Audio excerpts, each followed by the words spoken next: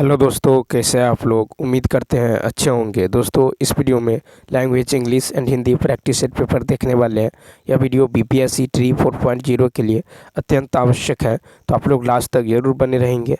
तो चलिए शुरू करते हैं क्वेश्चन नंबर फर्स्ट से। देखिए, इससे पहले जो है लैंग्वेज के टोटल 30 प्रश्न आपको देखने को मिलेगा और ये 30 अंक का होता है। ये क्वालिफाइंग पेपर होता है, इसे क्वालिफाई करना अत्यंत आवश्यक होता है।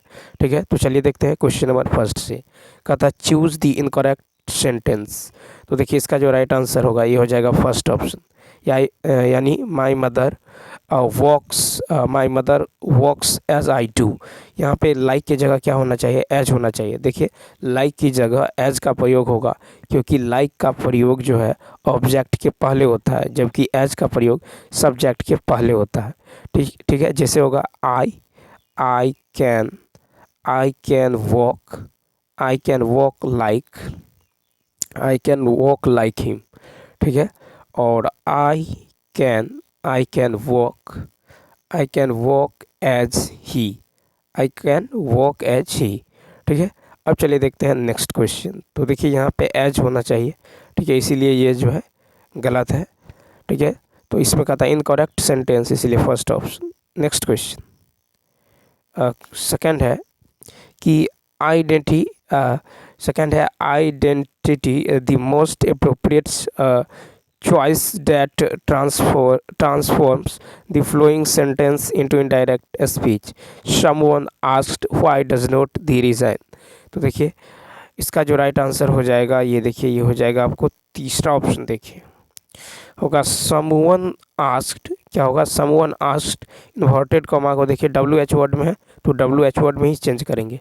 तो someone asked why, उसके बाद देखिए थर्ड पर्सन नो चेंज, तो वाई सी डिडंट रिजाइन।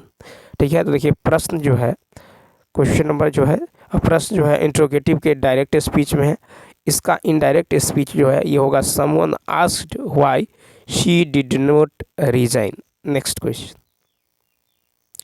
तीसरा है कि out of the 4 alternatives suggested choose the one which does not express the flowing sentence in passive voice correctly. कहता he argued the council to reduce the rates.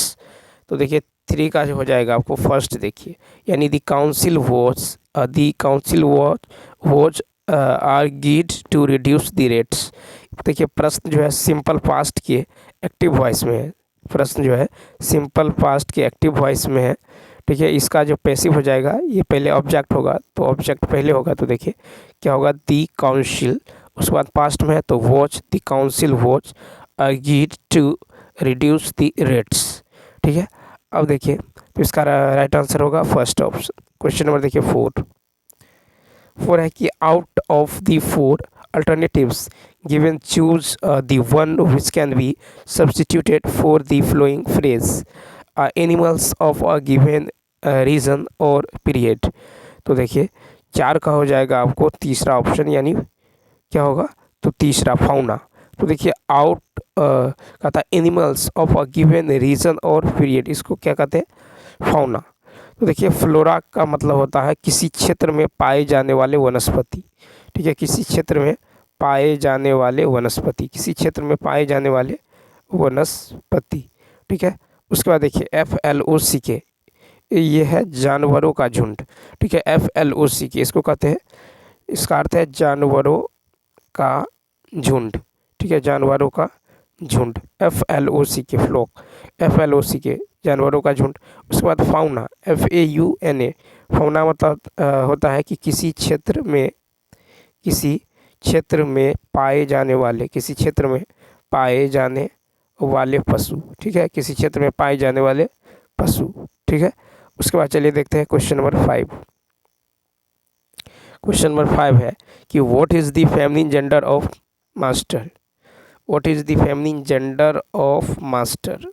तो देखिए, तो master का जो feminine gender हो जाएगा ये हो जाएगा फर्स्ट ऑप्शन मिस्ट्रेस। तो देखिए mistress is a woman in a position of authority और कंट्रोल। ठीक है, तो देखिए यहाँ पे जो है इसका फर्स्ट ऑप्शन क्या होगा, राइट होगा। ठीक, अब देखिए उसके बाद यदि देखें जैसे है बैचलर, ठीक है, बैचलर क्या है, तो बैचलर जो है मेल है, ठीक है, बैचलर क्या होता है, BACHELOR, बैचलर, ये मेल को रिप्रेजेंट करता है, तो इसका फीमेल जो हो जाएगा। और ठीक है, उसके बाद मेड, देखिए मेड, यहाँ पे मेड है, मेड जो है फीमेल को रिप्रेजेंट करता है, ठीक है। हॉर्स जो है, हॉर्स मेल को रिप्रेजेंट करता है, तो वही मेरी, MERY, मेरी जो है फीमेल को रिप्रेजेंट करता है, ठीक। उसके चलिए देखते हैं क्वेश्चन नंबर 6। क्वेश्चन नंबर 6 है कि अ person who loves everybody cares about others is called. 6 का होगा 3, अल्ट्रू, ALTRUIST, अल्ट्रुइस्ट। देखिए यहाँ पे जो है कॉस्मोपोलिटन, कॉस्मोपोलिटन जो है ये होता है कि including people from many different countries, यानी स्वदेशीय, महानगरीय, ठीक है, कम और कॉस्मोपोलिटन। और उसके बाद देखिए कॉस्मोपोलिटन के बाद देखिए यहाँ पे है फ्रेट्रीसाइड, ठीक है, फ्रेट्रीसाइड, फ्रेट्रीसाइड, FRATRICID। तो इसका मतलब होता है आपको भ्रातृहंता, ठीक है, हंता, ठीक है, भ्रातृहंता, ठीक है। तो यहाँ पे जो है इसका जो 6 का राइट आंसर होगा ये होगा तीसरा ऑप्शन, क्या होगा, तो थर्ड ऑप्शन, यानी अ person who loves everybody cares about others is called ALTRUIST, altruist. Next question number 7 है कि I did not steal his book, कहता है यहाँ पे ऐड क्वेश्चन टैग। तो 7 में देखिए, देखिए वाक्य जो है पास्ट सिंपल का नकारात्मक है, अतः क्वेश्चन टैग जो होगा वो सकारात्मक होगा, यानी डिड आई होगा, यानी तीसरा ऑप्शन।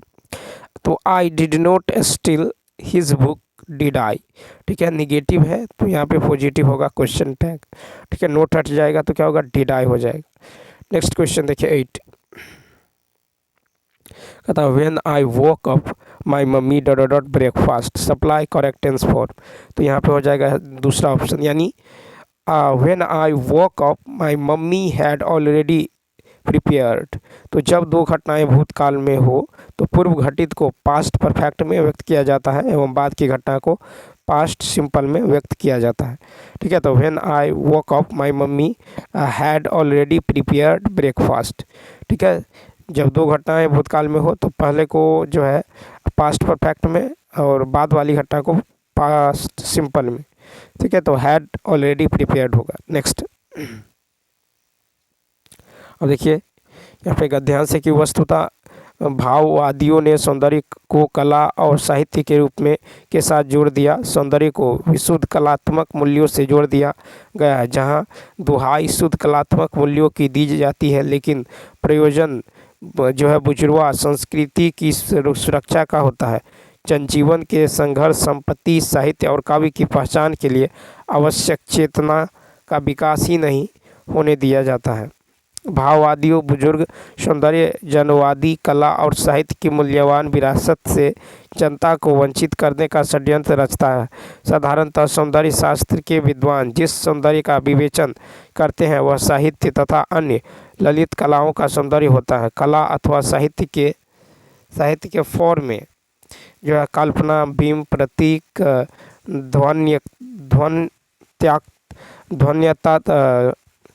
ध्वन्यात्मकता, नाद, इश्क, अलंकार आदि के माध्यम से उत्पन्न सौंदर्य कला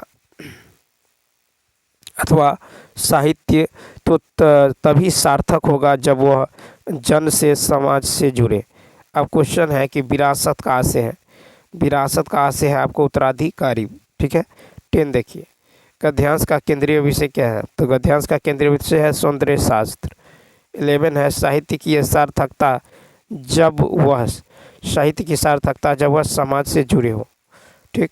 फिर है कि निम्न में से कौन सा शब्द अन उपसर्ग के योग से बना है, देखिए अन उपसर्ग के योग से बना है तो अनेक, अनेक का होगा अन जोड़ एक, ठीक है, अनेक का संधि विच्छेद अन जोड़ एक, ठीक है, में अन उपसर्ग है। क्वेश्चन नंबर 13, मैं स्वयं वहीं से आया हूँ, इस वाक्य में अधोरेखित शब्द का सर्वनाम जो है का प्रकार लिखिए। 13 का होगा 3, निजवाचक सर्वनाम। वे सर्वनाम शब्द जिनसे निजत का बोध होता है उन्हें निजवाचक सर्वनाम जो है कहते हैं। जैसे मैं, स्वयं, खुद, अपने आप। ठीक है, उदाहरण में स्वयं वहीं से आया हूँ। क्वेश्चन नंबर देखिए 14, कहता है कि उससे 2 पात्र लिखे जाएंगे, इस वाक्य का कर्तवाच्य लिखिए। 14 का होगा फर्स्ट, वह 2 पत्र लिखेगा। कर्मवाच्य, उससे 2 पत्र लिखे जाएंगे, कर्तवाच्य होगा कि वह 2 पत्र लिखेगा। ठीक है, उससे 2 पत्र लिखे जाएंगे, इसका कर्तवाच्य होगा वह 2 पत्र लिखेगा। क्वेश्चन में देखिए 15, निम्नलिखित में से कौन सा पर्यायवाची नहीं है, ज्ञात कीजिए। जैसे है नौका, क्या है नौका, तो देखिए 15 का होगा फर्स्ट सारंग। तो देखिए नौका के पर्यायवाची जो है तरिणी, जलयान एवं नाव। सारंग मोर का पर्यायवाची है। सारंग जो देख रहे हैं ये मोर का जो है पर्यायवाची है। ठीक है, मोर का पर्यायवाची है सारंग। तरिणी, जलयान और नाव जो है ये नौका के पर्यायवाची है। नेक्स्ट, अब देखिए 16, कहता अर्वाचीन का विलोम शब्द है। अर्वाचीन का विलोम है आपको प्राचीन। ठीक है, अर्वाचीन का विलोम प्राचीन है। यथार्थ का विलोम जो है, यथार्थ का विलोम है कृत्रिम। यथार्थ का विलोम होता है कृत्रिम। ठीक है, और वर्तमान का विलोम होता है भूत। वर्तमान का विलोम भूत होता है।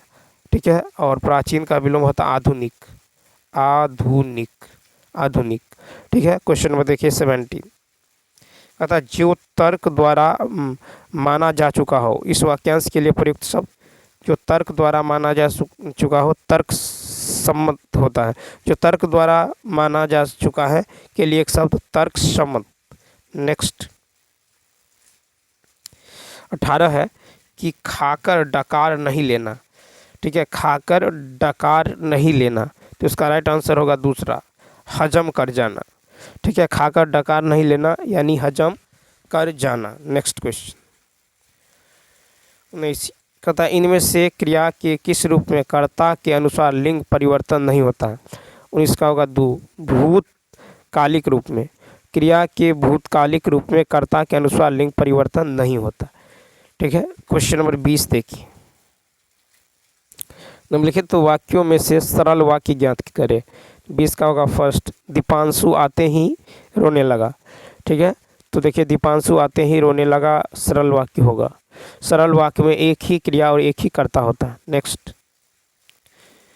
क्वेश्चन देखिए, क्वेश्चन नंबर 21 है कि श्री कामता प्रसाद गुरु के अनुसार विराम चिन्हों को किस भाषा से लिया हुआ माना जाता है। 21 का दूसरा अंग्रेजी। ठीक है, तो हिंदी व्याकरण के विशेषज्ञ कामता प्रसाद गुरु ने विराम चिन्हों की संख्या 20 मानी है। कामता प्रसाद गुरु ने पूर्ण विराम को छोड़कर बाकी सभी चिन्हों को अंग्रेजी से लिया हुआ माना है।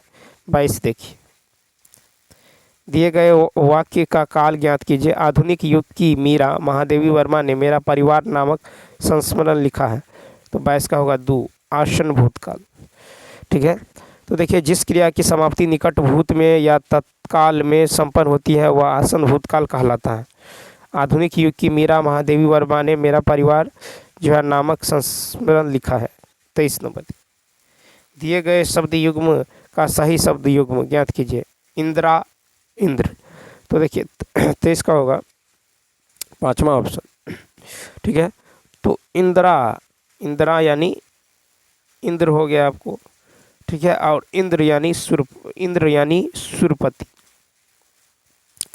तो इंद्र का अर्थ हो गया सुरपति, इंद्रा का अर्थ हो गया इंद्र। नेक्स्ट 24 नंबर, निम्नलिखित में से कौन सा शब्द विदेशज शब्द नहीं है। फुनगी। फुनगी जो है ये देशज है। फुनगी जो है देशज शब्द है। क्वेश्चन नंबर 25, कौन सा शब्द खग शब्द का अर्थ नहीं है। तो तीसरा मृदुल। खग शब्द का अर्थ जो है पक्षी होता है, द्विज होता है। ठीक है, पखेरु होता है। ठीक है, तो तीसरा नहीं होगा। क्वेश्चन नंबर देखिए 26, कहता आलंबन का उद्दीपन के द्वारा आश्रय के हृदय में अस्थायी भाव जागृत या उद्दीपन होने पर आश्रय में जो चेष्टाएं होती हैं उन्हें क्या संज्ञा दी जाती है। 26 का फर्स्ट अनुभाव। ठीक है, तो आलंबन एवं उद्दीपन के द्वारा आश्रम के हृदय में अस्थायी भाव जागृत या उद्दीप्त होने पर जो आश्रम में जो चेष्टाएं होती हैं उन्हें अनुभाव कहा जाता है।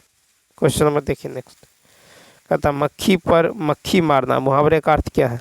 तीसरा, पूरी नकल करना, मक्खी पर मक्खी मारना का अर्थ है पूरी नकल करना। वाक्य में प्रयोग, जब से यहाँ आया हूँ मक्खियों पर मक्खियाँ मार रहा हूँ। नेक्स्ट, सच्चे लोग कभी हारते नहीं। इस वाक्य में सच्चे किस प्रकार का विशेषण है? गुणवाचक विशेषण। ठीक है, नेक्स्ट क्वेश्चन, विधि का विलोम शब्द कौन सा है? 29, विधि का विलोम है निषेध, विधि का विलोम शब्द निषेध है। 30 नंबर, कहता है कि जिनका जन्म पहले हुआ हो, इस वाक्यांश के लिए सही शब्द क्या होगा? तो 30 का हो जाएगा फर्स्ट, अग्रज।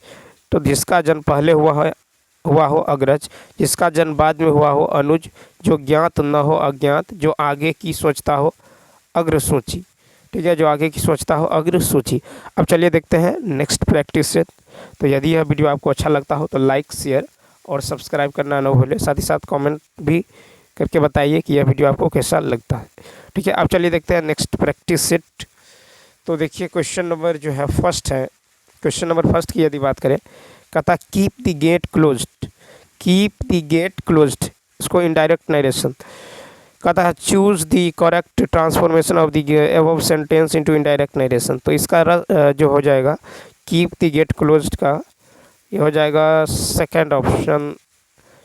थर्ड ऑप्शन देखिए कि he told them to keep the gate closed. ठीक है, तो दिए गए वाक्य में क्या होगा? He told them to keep the gate closed. ठीक है, तो यहाँ पे हो जाएगा। ठीक है, तीसरा option. Next question, question number second है कि choose the incorrect pair. Incorrect pair की यदि बात करें तो फर्स्ट ऑप्शन देखिए, जिम्नेजियम और जिम्नेसिया। ठीक है, तो इसका फर्स्ट ऑप्शन हो जाएगा, अलग हो जाएगा। देखिए जिम्नेजियम का अर्थ, जिम्नेजियम का प्लुरल जो है जिम्नेजियम्स होता है। ठीक है, अन्य विकल्पों का प्लुरल जो है सही है। ठीक है, फिनोमेनन का फेनोमेना होगा। ठीक है, मेमोरेंडम का मेमोरेंडा होगा। ठीक है, लेकिन जिम्नेजियम का क्या होता है? जिम्नेजियम्स होता है। क्वेश्चन में देखिए तीन है कि choose the right option to complete the proverb a stitch in time saves. तो 3 का हो जाएगा तीसरा ऑप्शन यानी 9। क्या होगा? तो अ स्टिच इन टाइम सेव्स 9। ठीक है, तो 3 का होगा सही प्रोवर्ब हो जाएगा a stitch of time saves 9। Question number 4, question number 4 कि what is the feminine gender of count. तो इसका राइट आंसर होगा फर्स्ट ऑप्शन काउंटेस। तो काउंटेस नाउन है। ठीक है, count COUNTE countess is the wife और विडो ऑफ अ कंट्रोल और जो है अर्ल। ठीक है, a countess is a noble woman equal in status to an earl और अ काउंट। ठीक है, बैरन जो है ये मेल होता है, इसका फीमेल होता है BARONESS। ठीक है, ये फीमेल। फिर देखिए ये जो है फीमेल है, WAITRESS, इसका जो मेल फॉर्म होगा ये WAITOR होगा, वेटर। नेक्स्ट क्वेश्चन 5 है कि choose the word which means the opposite of dreadful. देखिए डेडफुल जो है ये एडजेक्टिव है, इसका अर्थ होता है भयानक और रुचिकर। ठीक है, भयानक और रुचिकर, वेरी अनप्लीजेंट, टेरिबल। ठीक है, शॉकिंग। ठीक है, और डिसकम्फोर्ट काउजिंग। ये इसका जो राइट आंसर होगा ये हो जाएगा आपको सेकेंड ऑप्शन। क्या हो जाएगा? Second option, unpleasant. तो ड्रेडफुल का अपोजिट होगा अनप्लीजेंट। ठीक है, अनप्लीजेंट। नेक्स्ट क्वेश्चन 6 देखिए, कहता है कि choose the word which means the same as alert. तो अलर्ट जो है ये एडजेक्टिव है, इसका अर्थ होता है सतर्क। क्या होता है? सतर्क। ठीक है, सावधान, चौकस। ठीक है, यानी विजिलेंट, वॉचफुल, केयरफुल और अटेंटिव। ठीक है, तो इसका राइट आंसर होगा तीसरा, वॉचफुल, अलर्ट का सिनोनिम। क्वेश्चन नंबर 7, 7 है कि a hater woman is called, 7 a hater woman is called misogynist. ठीक है, मिसोगेनिस्ट मतलब नारी द्वेष, a person who hates woman. ठीक है, बैरन मतलब होता है बंजर, बैरन मतलब क्या होता है, बंजर होता है, बैरन मतलब होता है बंजर।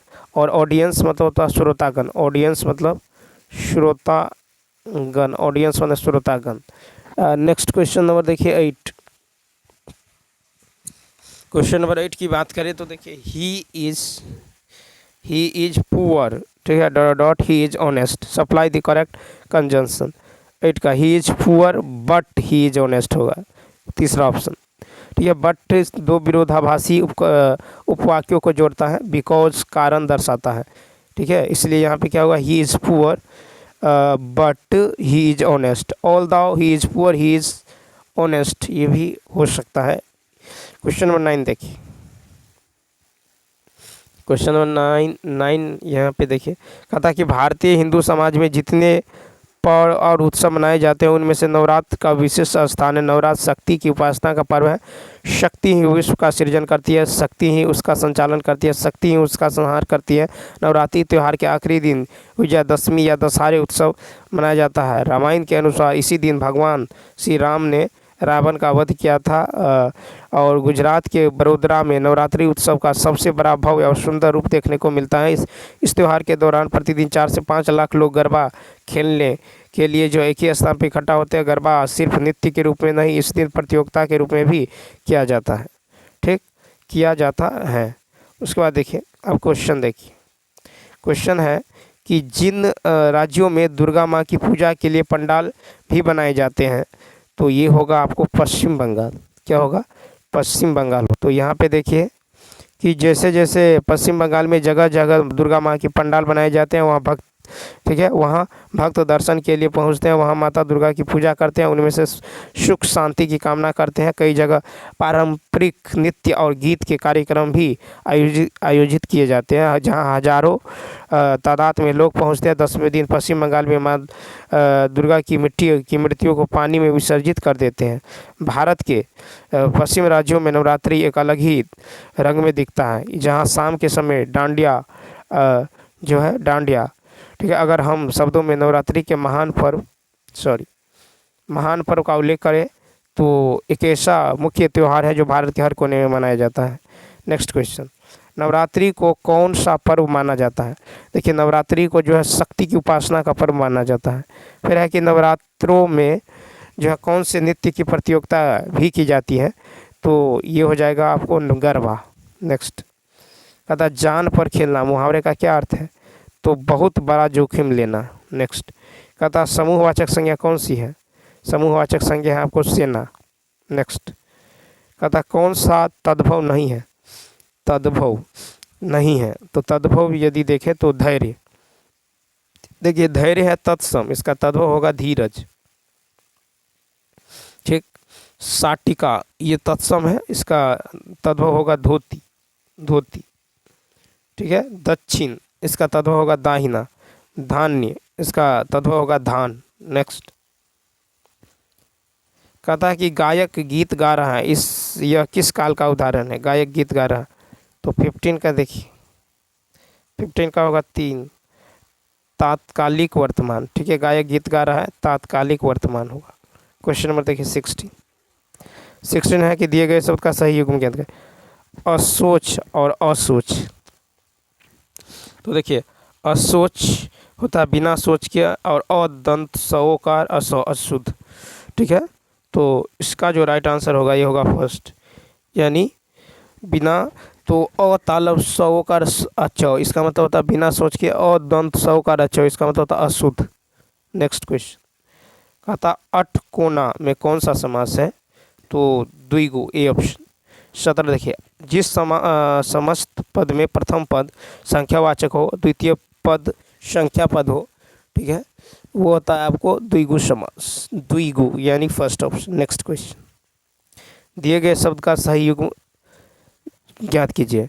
18 का होगा, देखिए 18 का, जिसे दंत सौप्रण सर्ग संग मतलब होता है 7, और दंत सौप्रण सर्ग संग मतलब समिति। ठीक, तो 18 का हो जाएगा 2। 19 का देखिए, कहता है इनमें से कौन सा शब्द स्तुति का विलोम है। 19 का होगा दूसरा निंदा। स्तुति का विलोम निंदा है।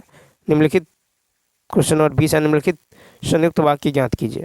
तो 20 का हो जाएगा फर्स्ट, वह तुम्हें नहीं जानता और तुम कौन हो। ठीक है, नेक्स्ट कहता जहाँ पहुँचा न जा सके। देखिए जहाँ पहुँचा न जा सके अगम्य। ठीक है, जहाँ पहुँचा न जा सके के लिए एक शब्द है अगम्य। क्वेश्चन नंबर नेक्स्ट, परसर्ग के सहायक शब्द हैं जो, परसर्ग के सहायक शब्द है शब्दों के बीच संबंध स्थापित करते हैं। ठीक है, परसर्ग। नेक्स्ट क्वेश्चन नंबर देखिए, क्वेश्चन नंबर 23 है, निम्नलिखित प्रश्न में दिए गए विकल्पों में से उस विकल्प का चयन करें जो दिए गए मुहावरे के अर्थ को सर्वश्रेष्ठ रूप से व्यक्त करता है। जवानी जमा खर्च करना। तो इसका होगा जमा पूर्ति समाप्त होना। सॉरी, तो इसका जो राइट आंसर होगा तीसरा होगा। ठीक है, देखिए कहता जवानी जमा खर्च करना, जवानी जमा खर्च करना, तो इसका होगा केवल बात और कुछ नहीं। ठीक है, तो जवानी जमा खर्च करना केवल बात और कुछ नहीं, इसका अर्थ होगा। क्वेश्चन नंबर देखिए 24, कहता मैंने आम खाया। इस वाक्य इनमें से किसका उदाहरण है? मैंने आम खाया, तो 24 का होगा 3 आसन्नभूत। ठीक है, 24 हो जाएगा आपको 3, मैंने आम खाया आसन्नभूत।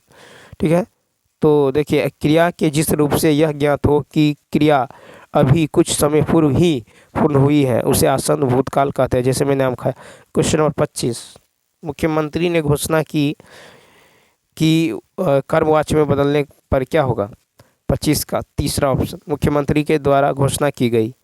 ठीक है, कर्मवाच्य वाक्य मुख्यमंत्री के द्वारा घोषणा की गई। ठीक है, नेक्स्ट क्वेश्चन नंबर देखिए 26 है कि इनमें से कौन सा वाक्य शुद्ध है? 26 का 3, वहाँ केवल 2 लोग थे, वहाँ केवल 2 लोग थे। 27, गरीबों को वस्त्र दो, वाक्य में कौन सा कारक है? गरीबों को वस्त्र दो, यह है संप्रदान कारक। ठीक है, गरीबों को वस्त्र दो। तो जब वाक्य में किसी को कुछ दिया जाए या किसी के लिए कुछ किया जाए तो वहाँ जो है वहाँ पर संप्रदान कारक होता है। संप्रदान कारक का विभक्ति चिन्ह के लिए या को है। 28 देखिए, 28 है कि ईमान बगल में दबाना। 28 ईमान बगल में दबाना, इस मुहावरा का अर्थ होता है बेईमानी करना। नेक्स्ट कहता है कि न्यायालय ने अपराधी की मुक्ति का खाली स्थान दिया। न्यायालय ने अपराधी का मुक्ति का खाली स्थान दिया, तो फर्स्ट ऑप्शन आदेश दिया। ठीक, अब देखिए लास्ट क्वेश्चन है, इनमें से कौन सा शब्द स्वाधीनता का पर्यायवाची है? स्वाधीनता का पर्यायवाची है स्वतंत्रता। ठीक है, स्वाधीनता का पर्यायवाची है स्वतंत्रता। तो चलिए दोस्तों, इस वीडियो में इतना ही। यदि यह वीडियो अच्छा लगा हो तो लाइक शेयर और सब्सक्राइब करना न भूलें। साथ ही साथ कमेंट करके बताइए यह वीडियो आपको कैसा लगा। तो चलिए मिलते हैं नेक्स्ट वीडियो में। Thanks for watching.